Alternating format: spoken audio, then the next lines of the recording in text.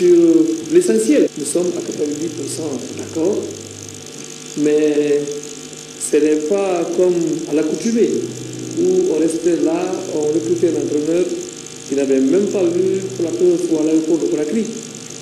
Monsieur Luis, donc, avec nous, nous nous sommes concertés et nous avons décidé que pour aller très vite, il va falloir lever quelques obstacles d'ordre technique. Naturellement, la question des infrastructures, parce que, comme vous le savez, ça se jouera sur le terrain. Et je pense qu'il y a des questions aussi d'ordre administratif qu'il faille lever au plus tôt. Mais pour l'essentiel, nous sommes vraiment sur la même voie. Je veux dire tout simplement que pour moi c'est un plaisir de passer cette journée, d'avoir pu constater, d'avoir pu voir un peu, et puis vous savez que en tant que consultant que je suis tous les jours sur la radio en France, je connais bien ce monde du football, et c'est vrai que l'Afrique ça a toujours été un continent qui m'a toujours attiré, un continent auquel j'ai toujours apprécié le football africain, pour avoir été un joueur dans le championnat de France et un entraîneur, pour avoir joué avec et avoir entraîné des joueurs africains. Alors c'est vrai que je suis très honoré, très content. C'est pour moi d'être contacté par la Guinée. La Guinée fait partie de ces équipes que j'ai eu l'occasion d'apprécier, d'aimer durant la CAN, même si elle n'a pas pu passer les quarts de finale. Il faut aussi, par l'occasion, rendre hommage à Michel Bussuyer, que j'ai connu aussi, que j'ai côtoyé comme coéquipier et que j'ai eu l'occasion dans sa carrière de Cannes. C'est un homme qui a durant les 5 années qu'il a passées, il s'est dévoué, il a donné le maximum de lui-même. C'était un entraîneur avec une certaine honnêteté, un certain professionnalisme, et ça, je pense que c'est de lui rendre hommage. C'est sûr et certain que quand on est entraîneur d'une sélection africaine, quand on essaye de remplir un peu les objectifs, on essaie d'aller une équipe le plus loin possible. C'est pour cela que, avant de prendre une décision qui soit, j'espère, je le souhaite, favorable, c'est vrai qu'entraîner la Guinée, ça serait quand même de faire en sorte à mener cette sélection le plus loin possible, tout en sachant, vous savez très bien, que les compétitions ne sont pas faciles et que les voisins africains se font de plus en plus forts, sont de plus en plus costauds, solides, on sent que ces équipes progressent.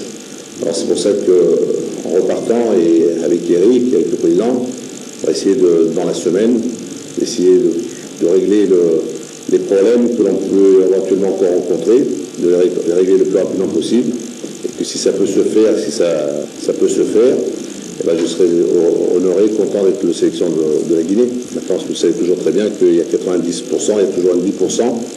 On va essayer de faire en sorte que ces 10% on puisse les régler, qu'on puisse bien les régler, parce que je pense que être le sélectionneur de la Guinée, c'est une sélection où il y a du potentiel.